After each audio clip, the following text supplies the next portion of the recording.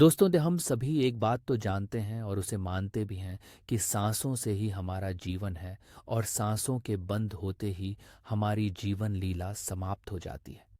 सांसों के महाविज्ञान के ऊपर मैंने कई वीडियो बनाई हैं और मैं ये मानता हूँ कि हमारी वीडियो से आपको कुछ न कुछ नया जानने और सीखने को मिलता होगा। अगर हाँ, तो नीचे कमेंट करके ज़रूर बताइए। वैसे अगर सांसों की बात करें तो हमारे आर्षि मुनियों और हठ योगियों ने सांसों पर बहुत चर्चा की है, लेकिन अभी तक हमने सांस के वास्तविक स्रोत को नहीं पहचाना है। क्या आपको पता है कि सांस का वास्तविक स्रोत क्या है? उस स्थान को क्या कहते हैं? अगर नहीं, तो आज के इस वीडियो को अंत तक जरूर देखिएगा। दोस्तों, सांस के वास्तविक स्थान की बात करें तो हमारी भाषा में उस स्थान के लिए कोई अलग शब्द नहीं है, लेकिन जापानी भाषा में उस स्थान को तानदेन कहते हैं। तानदेन वे बिंदु है जो हमारी नाभि से लगभग 2 इंच नीचे होता है। यानी हमारी इस गहरी सांस का संबंध उस बिंदु से है जिसे जापानी तानदेन कहते हैं, और हम उसे नाभि से 2 इंच नीचे का स्थान मानते हैं। जो भी व्यक्ति आध्यात्मिक रस चाहता है, अध्यात्म की गहराई में उतरना चाहता है, अपने मन को शांत करना चाहता है, अपने जीवन में नई ऊर्जा को हासिल करना चाहता है और गहरी सांस लेना चाहता है, उसके लिए वह मुख्य स्थान है जिसे जापानी तानदेन कहते हैं, और इसके बारे में हम सभी को जानना चाहिए। मित्रों, कोई भी व्यक्ति जितनी ही ऊपर की सांस लेता है वह उतना ही तनावग्रस्त होता है, और कोई व्यक्ति जितनी गहराई से सांस लेता है वह उतना ही ज्यादा विश्राम और शांति की अवस्था में होता है। ऐसा व्यक्ति जो बहुत चिंतित है, बहुत ज्यादा परेशान है, उसकी श्वास की गति तीव्र होती है और वह ऊपर से ही श्वास लेता है, ना कि नाभि की गहराई से। नाभि की गहराई से आती जाती सांस व्यक्ति को स्थिर बनाती है, उसे विश्राम की अवस्था में पहुंचा देती है। इसलिए तो कहा जाता है कि आप गहरी सांस लीजिए, सांसों को नाभि के 2 इंच नीचे तक ले जाइए। उस बिंदु को तानदेन कहते हैं, वहां तक सांस को लेकर जाइए। जब व्यक्ति की सांस तानदेन से चलती है तो उसके जीवन में बिल्कुल भी तनाव नहीं रहता, वह तनाव मुक्त होता है। इसलिए जब आप किसी छोटे बच्चे को देखते हैं तो आपको वह तनाव मुक्त दिखता है, और यह सच भी है।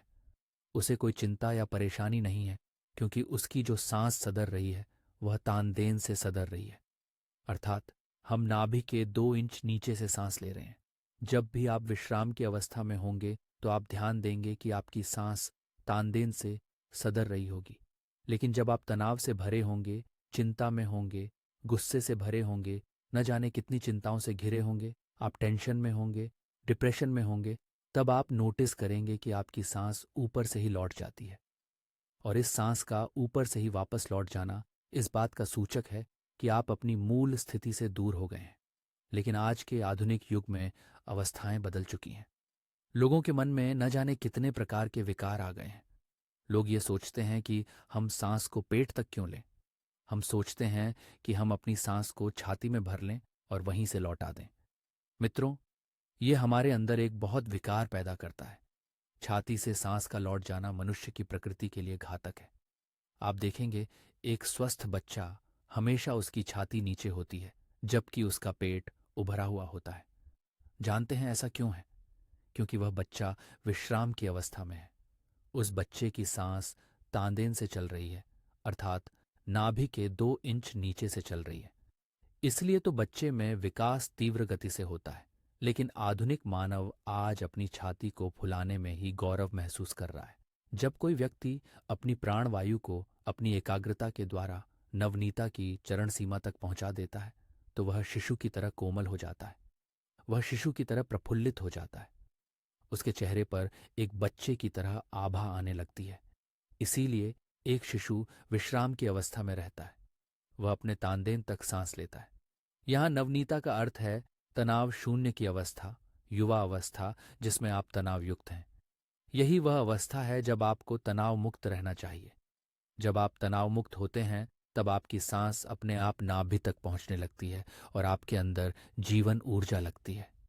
अब आप लोगों के मन में यह प्रश्न आ सकता है कि आखिर हमें ये कैसे पता चले कि हमारी सांस नाभि तक पहुंच रही है या नहीं। तो इसे जानने के लिए आप निश्चिंत होकर कुर्सी पर बैठ जाइए और ध्यानपूर्वक सांस लीजिए। तब आपको यह आभास हो जाएगा कि आपकी सांस नाभि तक पहुंच रही है या नहीं। लेकिन इसके लिए हमें अपने शरीर को उस अवस्था में ढीला करना होगा, पर हम अपने आप को कभी ढीला ही नहीं रखते। हम अपनी छाती को सांस से फुलाए रखते हैं और अपने आप को गर्वान्वित महसूस कराते रहते हैं। ऐसा बिल्कुल नहीं होना चाहिए। आपको गौरवान्वित महसूस के साथ साथ प्रफुल्लित रहना है, हमेशा खुशनुमा रहना है। असल में इस कृति का कारण ये है कि वे अपने सीने को फुलाकर दिखाना चाहते हैं कि हमने प्राणवायु को अपने अंदर आने दिया, और फिर उस वायु को अपने अंदर रोककर सीने को फुलाकर ये महसूस करते हैं कि हमने सांस को रोका है, और फिर हमारी सांस उसी सीने से वापस लौट जाती है। इसके बाद आप तरह तरह के वीडियो के नीचे कमेंट करते हैं कि हमने सांस तो गहरी ली थी, लेकिन वह सांस नाभि तक नहीं पहुंच पा रही है। मित्रों, ध्यान रखना, आपकी सांस स्वाभाविक रूप से गहरी तभी हो सकती है जब आपको अपने शरीर का बोध न हो, लेकिन ऐसा होना संभव नहीं है। हम अपनी नाभि तक सांस नहीं ले सकते। इसका केवल यही कारण नहीं है कि वे अपनी छाती को फुलाकर दिखाना चाहते हैं। नहीं, इसके कई कारण हैं, और इसे जानने के लिए हमें गहराई में उतरना होगा। एक बच्चा कब होश में आता है? एक बच्चा तब होश में आता है जब वह अपनी कामेंद्रियों को छूने लगता है, अपनी कादरी से खेलने लगता है। और ये वह स्थिति है जब माँ बाप बच्चे के इस कृत्य के लिए उसे डांटने और टोकने लगते हैं। तब बच्चा होश में आ जाता है, क्योंकि बार बार उसे इसके लिए टॉर्चर किया जा रहा है। तभी वह यह जान पाता है कि उसके शरीर में कोई ना कोई ऐसी चीज है जो गलत है, जो अपराध है। उसे अपराध बोध होता है, और फिर वह सचेत हो जाता है और उसकी सांसें ऊपर ही ऊपर चलने लगती हैं। यदि आप उसके बचपन के समय को और अब जब वह होशपूर्वक जी रहा है तब के समय को तुलना करेंगे, तब आप पाएंगे कि उस बच्चे की सांस अब ऊपर ही ऊपर रह गई है। वह ऊपर से ही चली जाती है। तानदेन तक की बात दूर नहीं, वह भी तक नहीं पहुंच पा रही है। और ऐसी स्थिति में बच्चे को अपनी कादरी छूना अपराध सा महसूस होता है। उसे यह अपराध अपने माँ बाप की आंखों से ही पता चल जाता है, क्योंकि जब भी वह अपनी कादरी को छूने का प्रयास करता है तब उसके माँ बाप उसे डांटते हैं, धिक्कारते हैं। उस स्थिति में उसे यह पता चलता है कि यह एक अपराध है। वैसे इस अपराध का बोध माँ बाप को भी हुआ है, और उन्हें उनके माँ बाप से यह अपराध का बोध हुआ है। तो कोई भी व्यक्ति जो आयु को लंबा करना चाहता है, अपने जीवन में बदलाव करना चाहता है, उसे अपनी सांसों के प्रति सतर्क होना चाहिए। कोई भी व्यक्ति जो नाभि तक सांस लेना चाहता है, उसे अपने शरीर के प्रति बेहोश होना होगा, क्योंकि होश की स्थिति में तो आप अपनी सांस को अपनी छाती के ऊपर से ही निकाल देते हैं। बेहोशी की अवस्था या सोते वक्त ही व्यक्ति तानदेन तक सांस लेता है, और तानदेन तक सांस का जाना व्यक्ति के कादरी को देता है, उसमें पैदा कर देता है। बहुत से विद्वानों के इस पर भिन्न भिन्न विचार थे। यदि आपके घर में छोटा बच्चा है तो शायद आपने यहाँ अनुभव किया होगा कि जब बच्चा गहरी नींद में होता है तब उसकी कामेंद्रियाँ टाइट हो जाती हैं। जानते हैं ऐसा क्यों होता है? इसका मुख्य कारण है कि बच्चा जो सांस तानदेन तक ले रहा है, तानदेन पर सांस की चोट है और जो उसके कादरी में पैदा कर रही है, जिसकी वजह से उसकी कादरी टाइट हो जाती है। ऐसा ही सामान्य मनुष्य के साथ भी होता है। नींद की अवस्था में 12 से 18 बार हर व्यक्ति के साथ ऐसा होता है कि उसकी कामेंद्रियां जाती हैं। वैसे कादरी के इस विकार पर बहुत से विद्वानों के भिन्न भिन्न विचार रहे हैं, लेकिन लाउड ऐसे कहते हैं कि इसका मुख्य कारण है कि व्यक्ति नींद की अवस्था में गहरी सांस लेता है। वह अपने तानदेन तक सांस लेता है। तानदेन पर सांस की चोट व्यक्ति के कादरी में पैदा कर देती है और व्यक्ति कामुक सा महसूस करता है। इसलिए जरूरी नहीं कि आपने गहरे सपने देखे हैं, काम वासनाओं से संबंधित सपने देखे हैं तभी आपकी कादरी में आई है।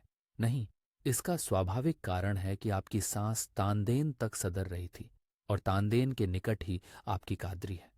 इसकी वजह से उसके अंदर पैदा हो जाती है। वैसे सांसों का हमारे जीवन पर बहुत ही गहरा प्रभाव है। इस एक वीडियो में सांसों के जीवन पर प्रत्येक प्रभाव को बता पाना असंभव है। इसलिए सांस के और भी गहरे रहस्यों के बारे में हम अगले वीडियो में और भी विस्तार से चर्चा करेंगे। अब तक मिलते हैं अगली वीडियो में। दोस्तों, आपको ये वीडियो कैसी लगी हमें कमेंट में बताना बिल्कुल मत भूलना। अच्छी लगी तो लाइक करना और इसे अपने दोस्तों के साथ शेयर करना।